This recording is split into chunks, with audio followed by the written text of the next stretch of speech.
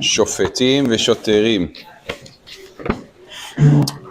The beginning of the Parashat talks about the appointment of judges, ministers, people that the executive branch carry out the mission and enforce the rule of law of Torah. And one of the main topics that is in this week's Parashat is the idea of consulting with Da'at Torah. In almost everything you do in life, basically everything, a person has to consult with Da'at Torah, and certainly Koshikin with the Torah itself. And the expression that's used in this week's parasha is V'darashta V'higidu lecha et devar mishpat. V'darashta means it's your job to investigate. Be proactive. Don't wait for the Rav and don't wait for the Rosh Yeshiva to call you. You have to run and figure it out. Ask, question. Lo habayshan lamed. A person will never learn if he says, no, the Rav is busy, the Rosh Yeshiva, he doesn't have time for me. He has to be proactive. It's his job.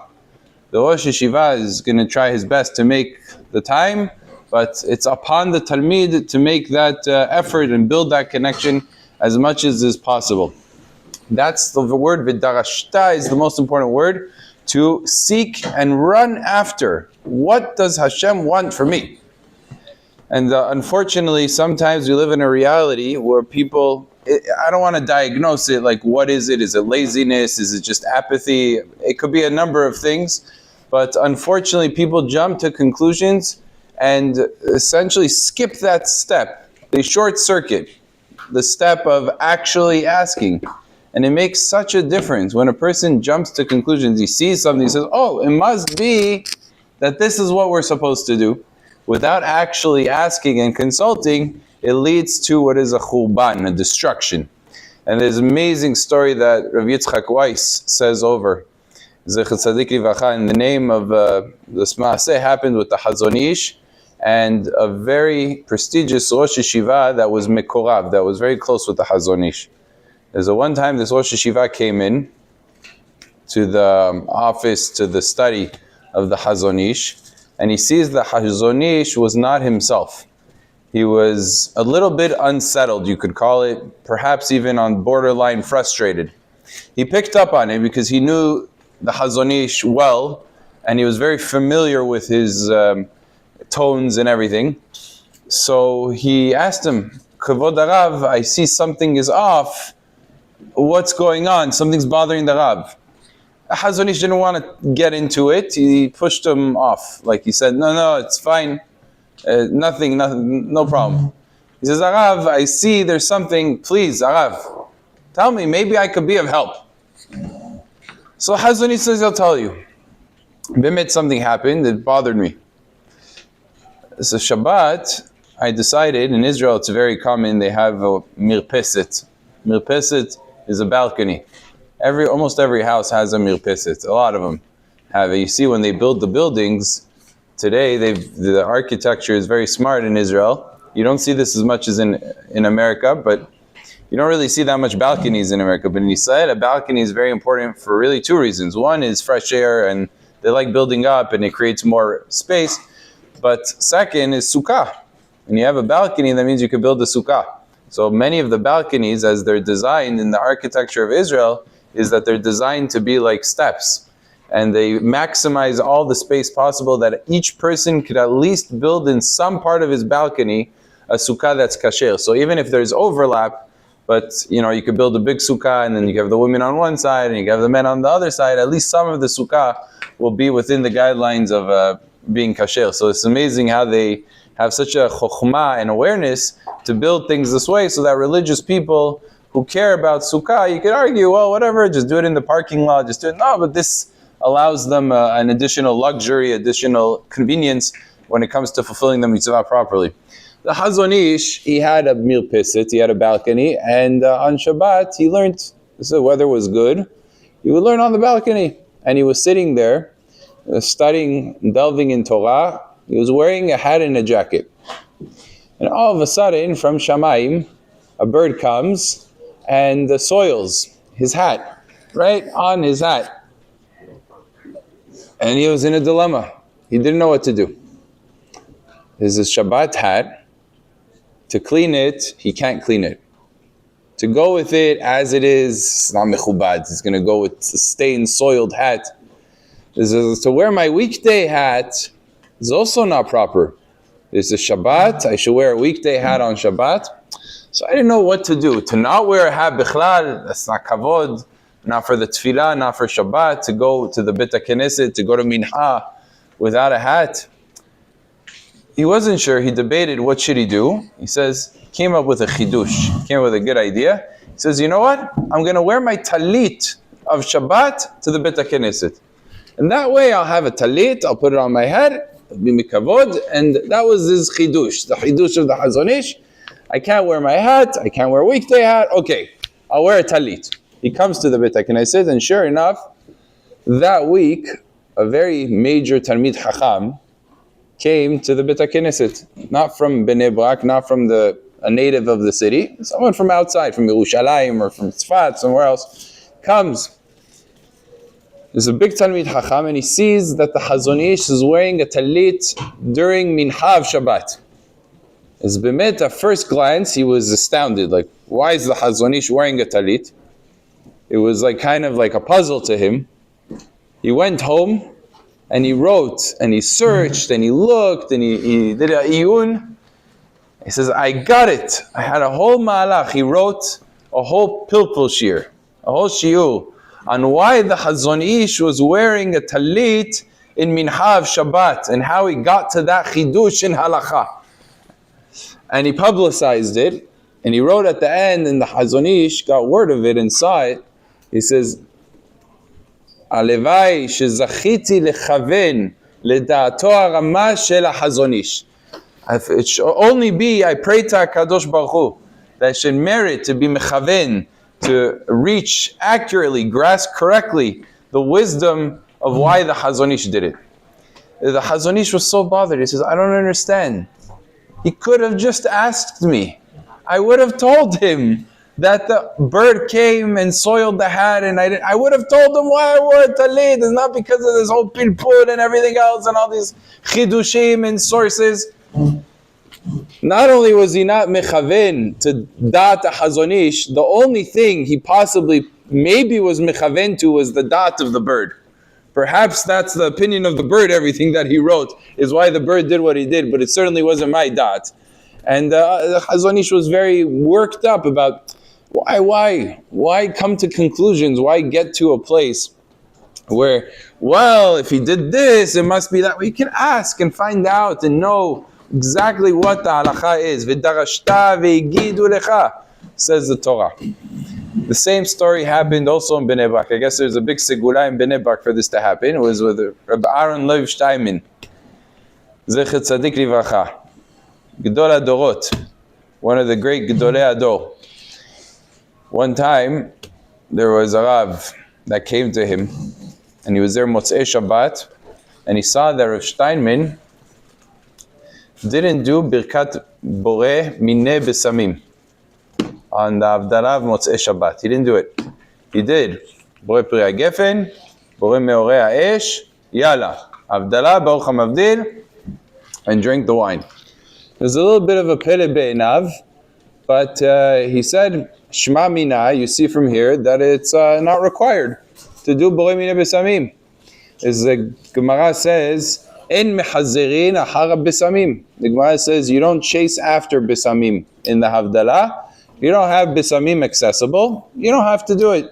So I see that Rav Steinman, he held, you don't need to do besamim in the actual Havdalah. Maybe he does it afterwards, but you don't need to do it. Shema Mina.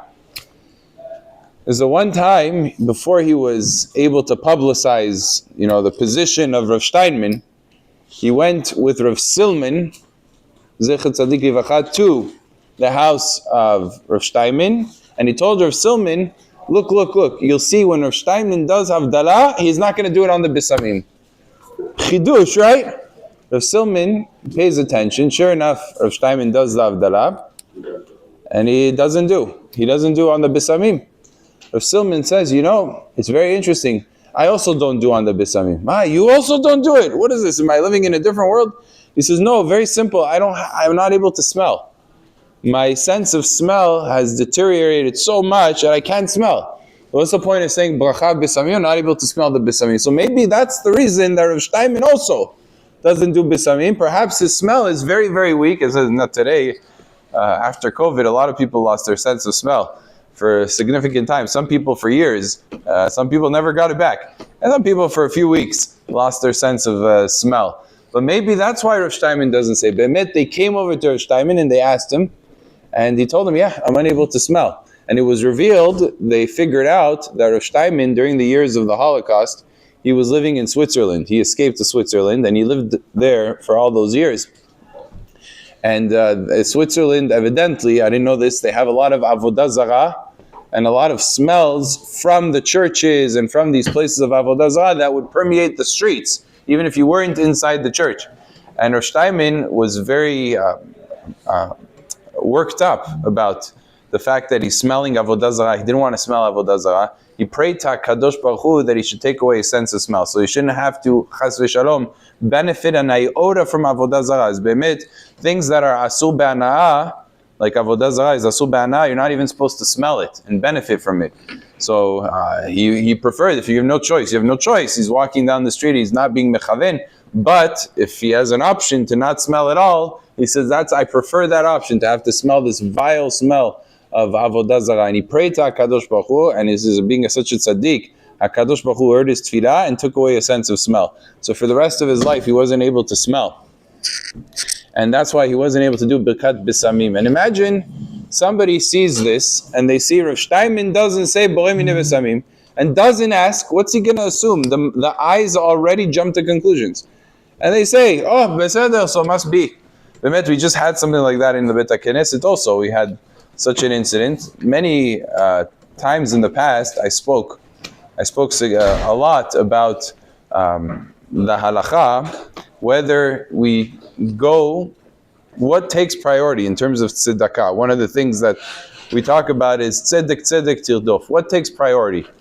The aniyim of Eretz Yisrael or the aniyim of Chutz La'aretz? So be'emet, if you look at the sources, Aniyeh Eretz Yisrael kodmin le'aniyeh Chutz La'aretz. The Aniyim of Eretz Yisrael come before the poor people of Chutz La'aretz. Except I wrote, based on the Bach, the Shach, and the Birkei Yosef says the same thing, the Levush says the same thing. Major Achwanim say all of that is talking about where it's Aniyeh Chutz La'aretz versus Aniyeh Eretz Yisrael, and they don't live in your city. You have poor people and outside of Israel, poor people in Israel. Two people come from two different places. One's collecting for Israel, one's collecting for London. I don't know, just as an example. They say, who comes first? I have on me $100. Who should I give the $100 to? Give it to the Aniyeh Eretz Yisrael and not to the Aniyeh Chutz La'aretz. However, the poskim write, Aniyeh Irecha kodmin le'aniyeh Eretz Yisrael. When it comes to the poor people of your city versus the poor people of Eretz Yisrael, the poor people of your city come before the poor people of Eretz Yisrael. So it was a Rav that we allowed him in the Bet HaKnesset to speak, and he said the opposite. He said, no, Aniyeh Eretz Yisrael, everything that you make in Chutz La'aretz is for the Aniyeh Eretz Yisrael. You have no right to give to the Aniyim of your own city before Eretz Yisrael. You have to give first to Eretz Yisrael. And the people saw that I was silent. I didn't say anything. They derived, I heard afterwards, that Rav Babayev, he came over to me, is it true, Be'emet? Is that the psak? I told you, it's not the truth. Baruch Hashem, at least Rav Babayev had the sense to ask me if that's the halacha or not the halacha. I told him, of course it's not. I even wrote about it years ago. Someone asked me from a certain yeshiva, they asked me this question because there were people that they wanted to collect from. They wanted to collect from certain people, and the people pushed them off by saying, we already give to Eretz Yisrael. We give to Korelim over there, we're not going to give to your yeshiva. And he was saying back to them, but this is your own community. You're going to go ahead and give up your own community to give to Eretz Yisrael, but not give to your own community? And he was asking me, I told them to ask Rav Yisraeli, he's the chief rabbi, ask him. Bizmano az. But he asked Rav Yisraeli, and Rav Yisraeli said, tell Dahan to write about it. He'll write about it, and then I'll go ahead and I'll sign off on it. I was like, great, now I have to do it. So I had to look into it, and I did research about it. I told them, listen, Aniyeh Irecha Kodmin, you should tell them that the first priority should be your city. And also, it doesn't mean you shouldn't give anything to Ani Eretz Yisrael. There's a big zchut to give to Eretz Yisrael. That set aside a certain amount for Ani Eretz Yisrael, but the primary responsibility is Aniye Irecha. This is something I said a few years ago, and I've said this in the past a few times, but a lot of people, because they saw that I was standing there and I wasn't saying anything, and I was letting the Rav speak, and evidently I was supposed to, get up and protest. Like it says, Ovadia writes, very interesting halacha, he says that the Ben Ish Chai was known that in Iraq there were 4 times in the year that all the Batei Knesiyot would shut down because there was one shiur given to the whole entire city. 4 times in the year. This comes actually, this minhag in Baghdad is traced all the way back to the Gemara. We'd call it Yarche Kala or Shabbat Kala, had different terms. But these were 4 times in the year before Pesach, famously Shabbat Shuvah, very famous Shabbatot, that everybody would gather and listen to the drasha of the Hacham. So the way it would work is this was actually B'Yerusha. The Ben Ish Chai received it at his, first of all, he was the biggest Talmid Hacham of the city, but besides the fact that he was the biggest Talmid Hacham, he also inherited that right from his father, who inherited it from his father, from his grandfather. So the Ben Ish Chai, 4 times in the year, would have a drash. And in Aseret Yemei Teshuvah, he would always speak about the halachot that pertain to Aseret Yemei Teshuvah, Rosh Hashanah, Yom HaKippurim. And Ben Ish Chai says a very big chidush that's a little bit, you could call it breaking from the Mesorah. The Sfaradi Poskim follow generally before the Ben Ish Chai the ruling of Shulchan Aruch. The Shulchan Aruch writes, if a person makes a mistake, it's going to be relevant very soon. If he makes a mistake, and instead in Aseret Yemei Teshuvah of saying what he's supposed to say, HaMelech HaMishpat, he says, Melech Ohev Tzedakah Mishpat, like you do the rest of the year, Shulchan Aruch writes, it doesn't matter where he remembers, he has to go back. He can't continue in the tefillah without going back. He has to correct. HaMelech HaMishpat. The fact that he said, Melech Ohev Tzedakah Mishpat, no. HaMelech HaMishpat. It needs to be that way. Everybody agrees by HaMelech HaKadosh. The machloket is by the bracha Vashiva Shofetenu Kevarishona. That's where there's a machloket. The Ben Ish Chai writes, even though Maran says to do that, and the Hida writes to do that, and the Pri Hadash writes to do that, Matei Yehuda writes to do that, the major Sfaradi poskim before the Ben Ish Chai all said to do like the Shulchan Aruch. Says the Ben Ish Chai, that's very nice. Amrina and Saba neged Shulchan Aruch. We say Safek brachot le'akel, a question of brachot against the Shulchan Aruch, and therefore says the Ben Ish Chai, halacha is like the Ramah that says you don't go back. So in the drasha, the Ben Ish Chai said this in public. He said we don't follow the ruling of Shulchan Aruch on this. It says that there was the Av Bet Din of Baghdad got up in the middle of the shiur. He got up, he stood, Amad al Raglav, and said, his name was Rabbi Avraham Hillel, Zichet Tzadik Livracha, got up and said, Kavod Arav, this is not the minhag here. The minhag here is to go back. And Rav Ovadia brings this down in the name of Rabbi Ephraim HaKohen, who was one of the Mekubalim that heard directly the shiurim. He was one of the older Rabbanim of Yerushalayim that lived in Iraq and heard this ma'aseh directly. He was there, eyewitness to what happened. And he told this to Chacham Ovadia Yosef, that this is what transpired. To show you that sometimes we met the real Irakim, right? The real ones, they didn't hold back. They would go ahead and they would say things because to stand up for Torah. But in our generation, especially since in this case, the person who was speaking, he was speaking about the Ma'alav Tzedakah, you don't want to give a connotation of Chas v'Shalom weaken the idea of giving Tzedakah. So if this inspiring people to give Tzedakah, you shouldn't be stopping that. You should let them continue, let them speak, and let people be inspired, and let people give Tzedakah as a big mitzvah. You don't want to take away from that mitzvah. But at the end of the day, the truth still has to stand. What's the emet? It's not this way. Many people took from it, must be that this is the halakha, because nobody's saying anything. This is what the Pasuk is telling us. V'darashta v'higidu lecha. You want to know, don't jump to conclusions. Don't say, Mi deshatku le rabbanan shma muina odule. Just because they're silent doesn't mean that it's an agreement. And it reminds me of a story because now it's in the news, Uman, you know, the Breslov. Who would have thought that it would come down to this, right? The army versus Breslov.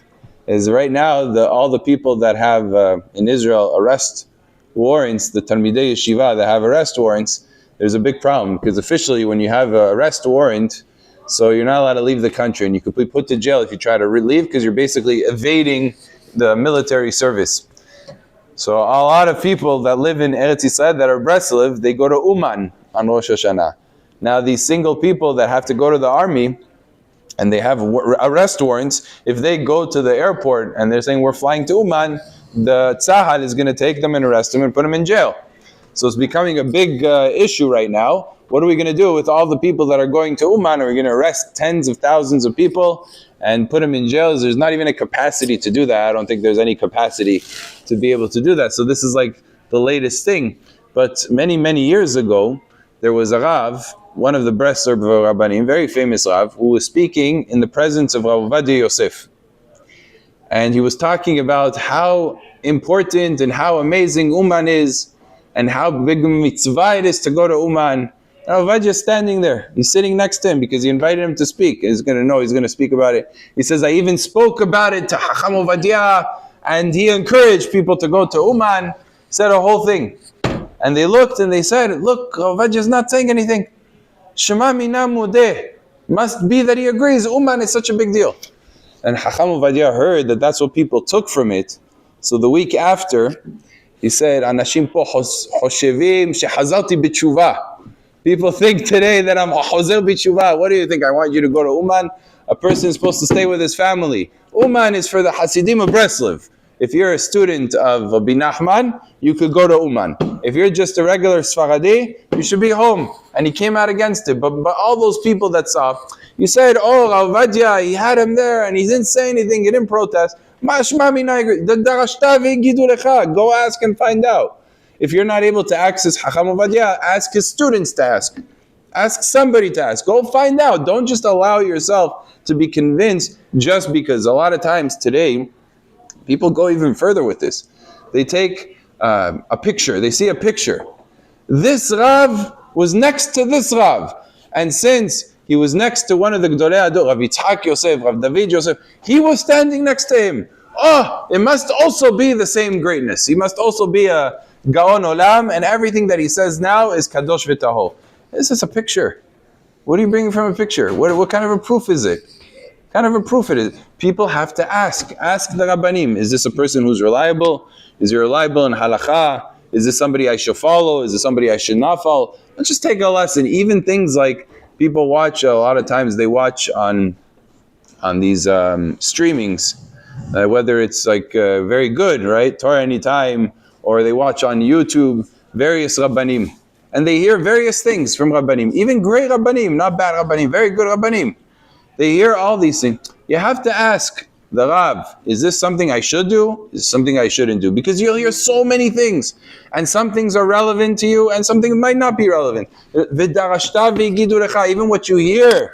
I told you this story, right? I think I said this in the past. One time, just to show you that it has nothing to do with how great the Rav is.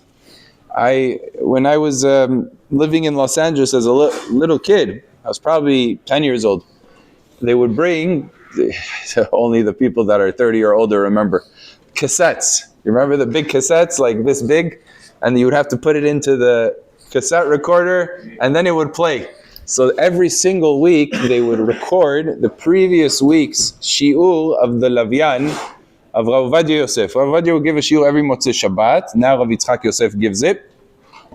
That shiur would be recorded, and it would make its way to Los Angeles a week later. So every week, we would hear the week before, well, Rav Ovadia gave a shiur. They would put it on, they would play it on this tape, all right, a big screen television, the old ones with the big back, not like the flat screens they have today.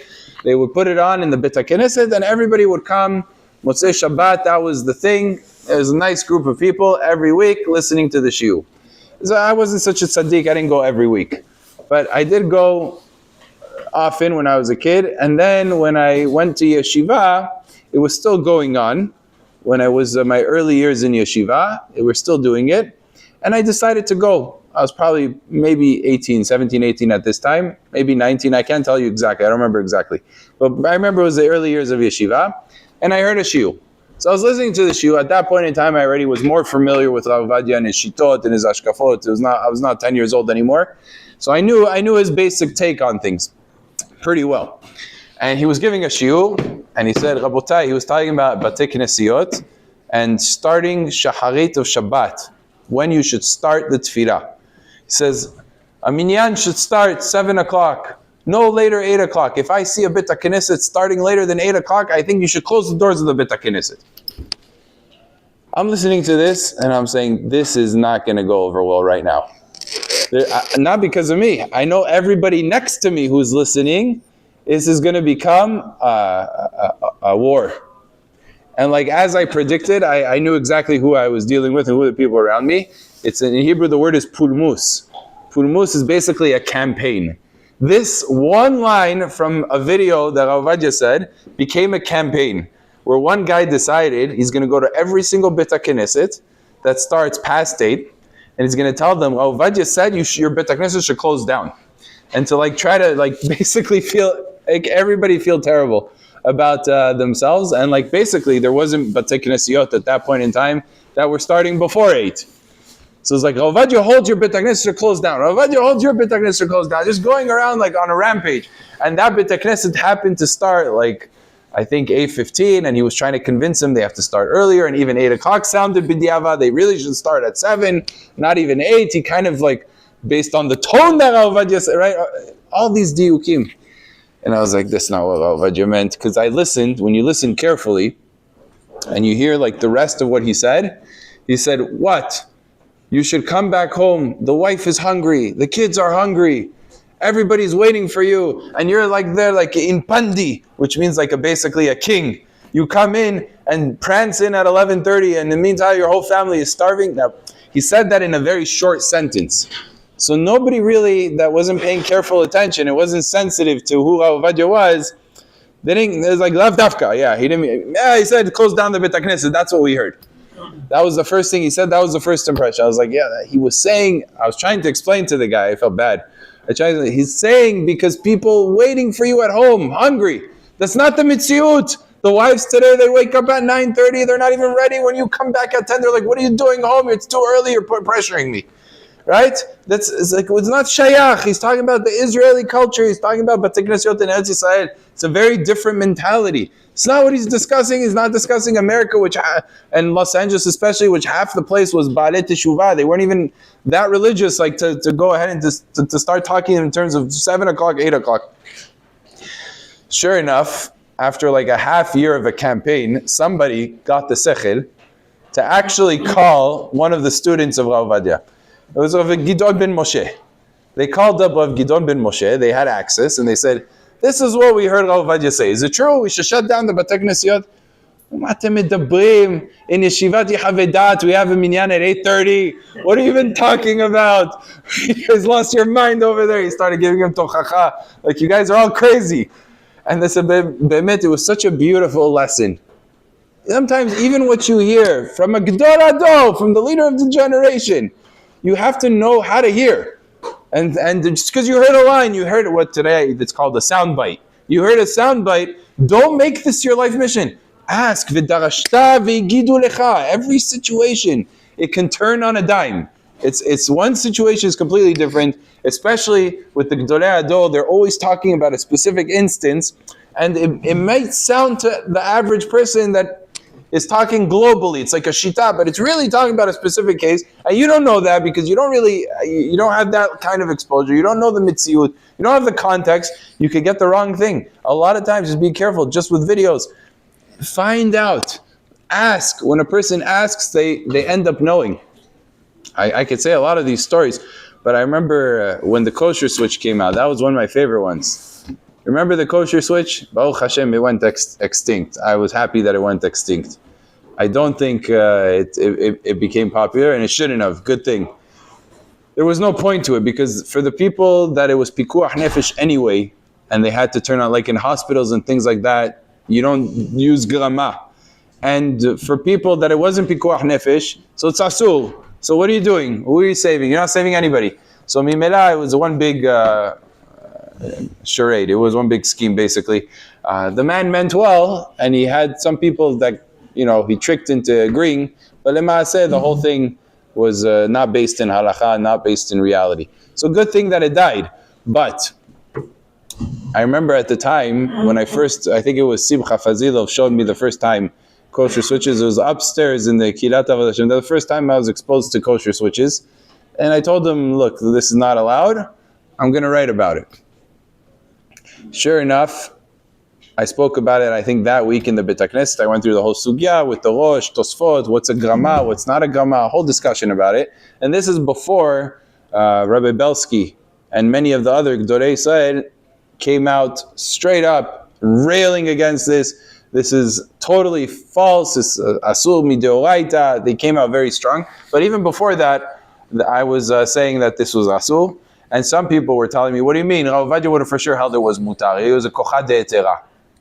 Basically saying, Rav Ovadia holds everything is mutar. Anything that's a question in my mind is mutar. According to Rav Ovadia. I was like, that's not what Rav Ovadia held. And later on, it was revealed that in Hazon Ovadia Chelek Vav, he talked about the general concept of gadgets that work on the mechanism of grama, and he says all of these things are not to be relied upon. So Chelek Vav in Ilchot Shabbat, it's very clear what he would hold about kosher switch, even though he didn't directly talk about it, because they came up with a lot of these sort of systems. Either way, I spoke about it very strongly. This is asur, this is not the way, it's not the halakha. A week later, I get a phone call. I still don't know to this day how this happened.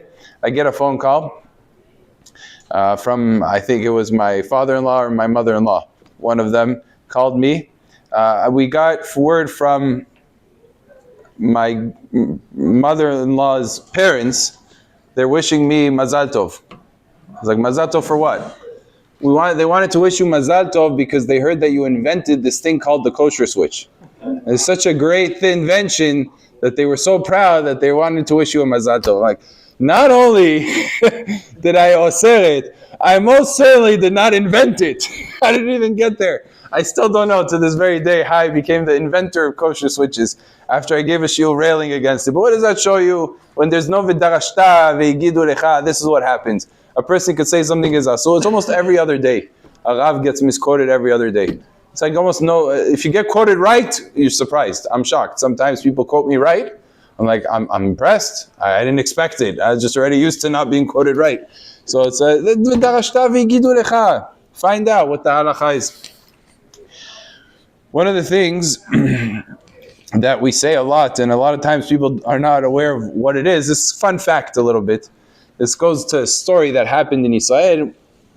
There was an MC that was invited many Gdolei Israel, great Rabbanim of the city, and also the political front, the mayor, the governor of the city in Israel. And he invited the chief rabbi of the city to come and to speak, and he said, Kivod Harav Peloni Shalita. And after the Rav spoke, he said beautiful words. He wanted to invite the governor of the city. So he said, Kvod Peloni, and he was struggling, like, what should I say? Like, Shlita, that's usually used Shlita only for Rabbanim. So the Rosh Ir said, Lama, tagid gam bishvili Shlita, ani gam רוצה Shlita. So he said, Pseder, yalla, Shlita. But the question is, if you think about it, first of all, what's Shlita? Every time we use this word, Harav Peloni Shalita. So it's a Rashi Tevot. The word Shalita, it's not really a word. It's an acronym with a few letters. Shin, Lamed, Yud, Tet, Aleph. Anybody know? What'd you say?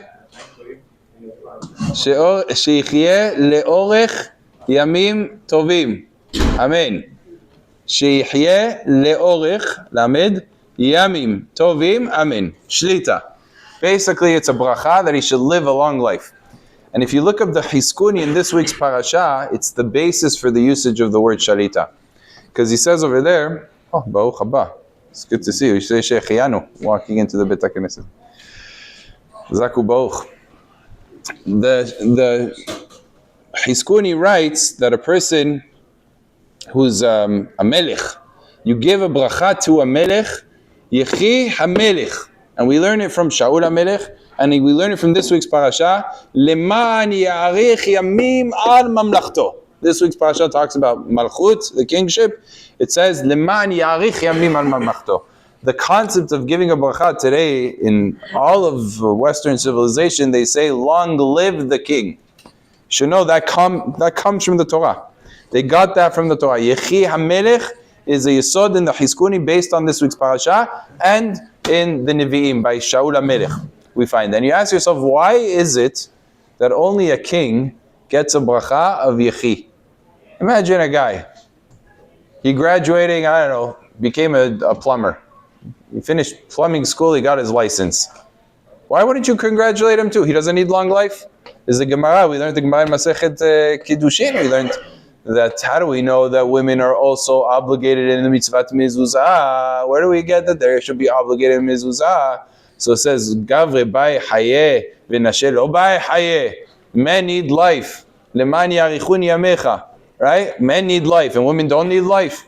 Why do you want to give a bracha to the melech, but what about the rest of the nation? They don't deserve a bracha for a long life? Elama, the pshat is as follows.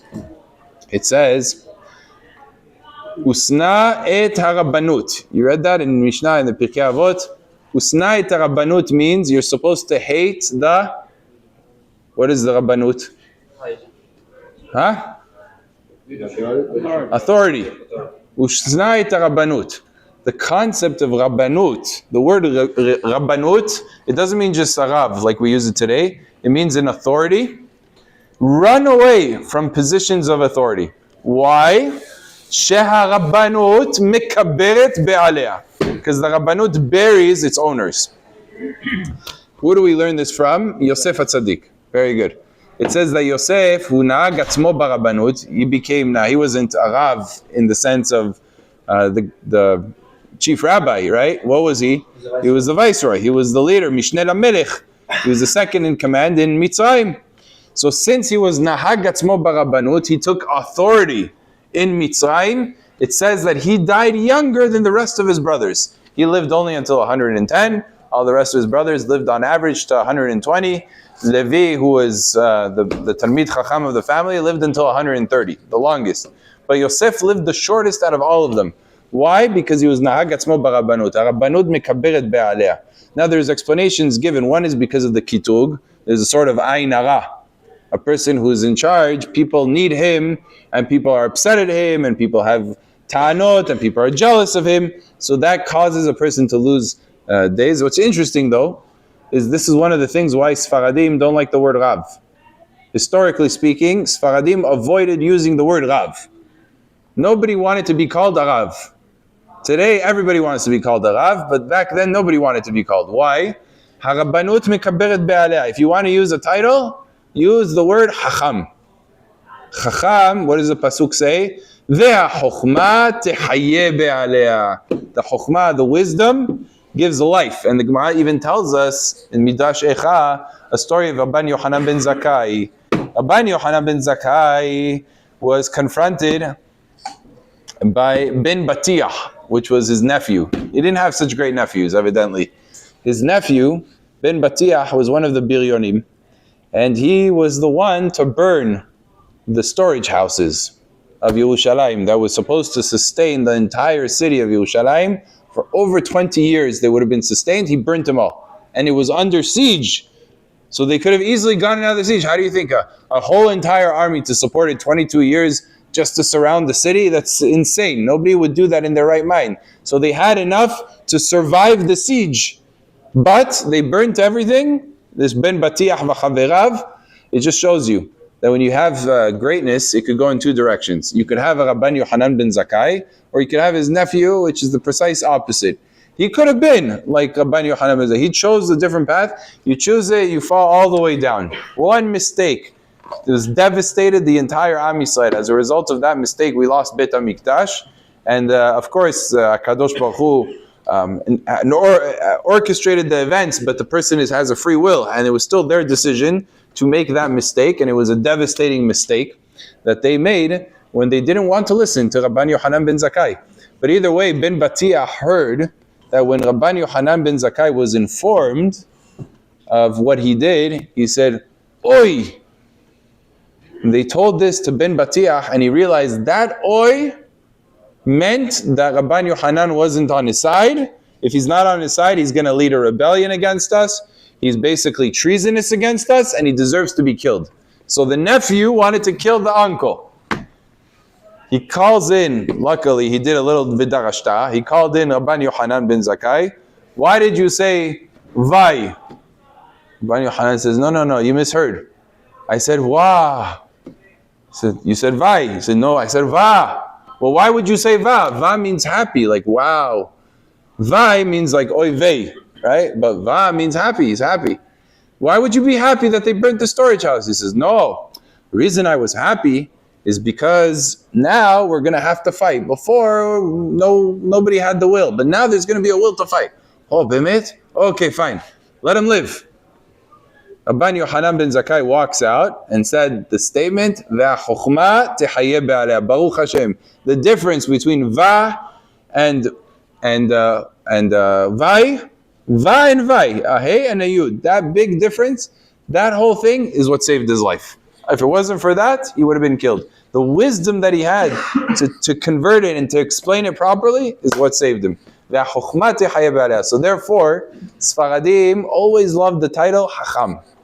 The ones that were worthy of it. The ones that weren't didn't want that title either because they were afraid of judgment from Shamayim. You're going to call me Hacham in Shamayim? They say, really? It's Hacham? How come he doesn't know anything? They say, what kind of a Hacham doesn't know? And then in Shamayim, they're going to criticize him. So nobody wanted that title if they weren't worthy. But for the person who was worthy for that title, it was never Rav. It was always Hacham. We don't like Rav, we like Hacham. Either way, the idea of why we say, so it makes sense now, that Rav and Shalita always go together. You don't see Hacham and Shalita, you see Rav and Shalita. Why? The Rabbanut shortens a person's life. So they say, Harav so-and-so Shalita, Sheichye le'orech yamim tovim, amen. Meaning that this Rav, even though generally it's mekabed be'aleh, we're giving a bracha that he should have a lengthy days. And this is why a king also, you give him a bracha, le'orech yamim, yahya melech, because a king is the ultimate rabbanut. It's the highest rabbanut of the land. It's the highest authority. He can do as he wills. Melech poretz lo derech. He does as he wishes. En potzeh ve'en mitzaftzef. Nobody can criticize the king. The king can do whatever he wants. Therefore, yahya melech. The king needs a special bracha to calibrate him with everybody else. And this is one of the reasons why Ashkenazim, you'll notice when a Gedol Hador walks in, what do they sing? Yamim. Yamim al yemei melech tosif. Why Yamim al yemei melech tosif? Add days. Say because of the Rav is again a position of authority, we want to give him a special bracha. Yamim al yemei melech tosif. They should have long days, even though that's melech, that's a king, but the Rav is also a position of Rabbanut, and therefore we give a special bracha. That's the idea of a Shalita, so that people will understand where it comes from. I'll tell you a chidush from the Hafetz Chaim that has to do with a king. Let me see the pasuk inside. It's easier to do it that way.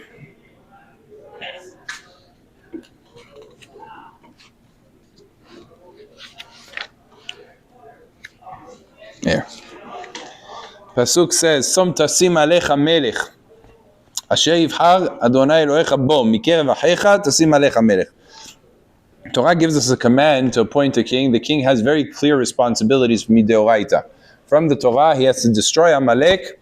He is required, first the conquest of Eretz Yisrael, destroy Amalek, build Beit HaMikdash. Those are the three things that are the jobs of the king. Be'emet, Shaul HaMelech started with the job of defeating Amalek. David HaMelech essentially finished most of the job, whatever he was capable of finishing. He destroyed all the enemies of Am Yisrael, conquered vast territories, and created a landscape of peace for Shlomo. And Shlomo eventually built Beit HaMikdash. So a few of the steps by three kings, all of these mitzvot were basically performed pretty effectively. And those are the mitzvot of the king. But there's also negative commands that a king is not allowed, and listen to the words of the pasuk, Rak lo yarbe lo susim. He's not allowed to have a lot of horses. Velo yashiv et ha'am Mitzrayma. And the Torah gives us a little bit of a reasoning here. He shouldn't return the nation to Egypt because Egypt had even from the times of Mitzrayim itself, from the times of Yetziat Mitzrayim, they had the best horses. They had the Teslas of the time over there. There's the Mustangs officially, I guess, is the horse. Leman harbot sus. So he shouldn't return the nation back to Egypt. Leman harbot sus. So that he can have an additional horse. Something's here doesn't make sense. You started off the pasuk, rak lo yarbe lo susim. Shouldn't have many horses.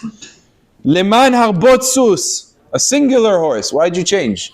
Either stick with the yahid the whole way through and say sus means plural, or say susim, but use both. Be consistent. Says the Hafetz Chaim, a beautiful yesod. In life in general, a person who's God-fearing, not particularly on the highest level, but God-fearing, and you tell him to violate a very serious issur for a small benefit. What are the chances he's going to violate a serious issur if he's somewhat God-fearing for a small benefit? I'll give you an example. You tell him, listen, I want you, you're a good friend of mine, I need you to do me a favor. Can you please drive to Rite Aid on Shabbat to get me a prescription? I'll pay you $5 for it. Which Yereh Shamayim in his right mind would listen to his friend and say, Ya Habibi, it's Shabbat. You want me to halal Shabbat and drive a car and go to Rite Aid in order for you to get your prescription and you can pay me $5? For $5 I should give up my Shabbat? But you lost your mind? No one would be halal Shabbat for such a minuscule benefit. But on the other hand, imagine the following scenario. Multi-million dollar deal. You could be making $10 million right now. This is a deal of a lifetime. You either sign the dotted line right now, and I don't care, do it with your right hand, with your left hand, scribble. You could just sign the dotted line and you can make $10 million. You don't have to work a day for the rest of your life. It just happens to be Shabbat. Oh, but it's already past the Shkia. It's been a Shmashot. All of a sudden, it's a challenge. Why? I'll just sign with my left. I'll do B'shinui. It's not such a big... Because the Isur is relatively, in the person's mind, small, and the reward is very big. So it's a much bigger temptation. There's a much stronger Yetzer Hara to say, Yalla, if I just do this one Hilul Shabbat for the rest of my life, I'm not going to have to pick up a key to work. I can just sit and learn and do well. So there's a much bigger challenge. Says the Chafetz Chaim, incredibly, when a person, and this is Kochot HaNefesh, we have to understand that this is how a human being works. There's no escaping how this works. When a person violates a small halacha for a big result, he'll end up violating a big halacha for a small result. So Hafetz Chaim says, there's a pshat in the pasuk here now, let's read it again. Rak lo yarbe lo susim. The king should not violate the halacha of having many horses. Now, why would he have many horses? Because there's a temptation. It's a good deal. Mitzrayim selling the best horses, those amazing, strong white ones. They're selling them really cheap, bulk. You have to buy 1,000. You could get 1,000 for a cheap price. Your whole army is going to be fully equipped. You're not going to have to worry about another war again. Oh, it's a big temptation. Okay, but they're selling in bulk. They're not going to sell me one or two. I have to buy a lot more than I need. Okay, beseder, but it's a good deal. Rak lo yarbe lo susim. Don't take the good deal. Why? V'lo yashiv et ha'am Mitzrayma. Because eventually what's going to happen, if you take the good deal, leman harbot sus, you'll end up getting the nation back to Egypt for a single sus. You're going to end up falling prey to a halacha for no benefit, because that's how the Yetzer Hara works. Once you broke the lines have been breached, it's over. It doesn't make any more difference if it's going to be big or small. Even for a tiny benefit, you're no longer going to care that much about the halacha. So it's important for us to understand how we have to fight the battles on that original front, on the things that are the most difficult and the hardest, and where there's sort of the most to be gained if we violate. That's where we have to fight hard. Can't say, no, whatever, I'll compromise on this. I'll win the war on the next front. I'll retreat and then I'll be able to pick up the sword, because then you won't be able to. Losing mentality. You're not going to win. You're not going to win after that. Leman harbot sus. You're going to end up returning just for one sus. You'll return to Mitzrayim and you'll violate the halacha. That's the kochot hanefesh. In this area, you have to be so careful and alert when we battle the Yetzer Hara. Okay, to be continued. Baruch Adonai le'olam. Amen ve'amen. בחיים הקשר מעשה הקדוש ברוך הוא זכו לסיים מצוות שנאמר אדוני חפץ למען צדקו יגדיל תורה וידיר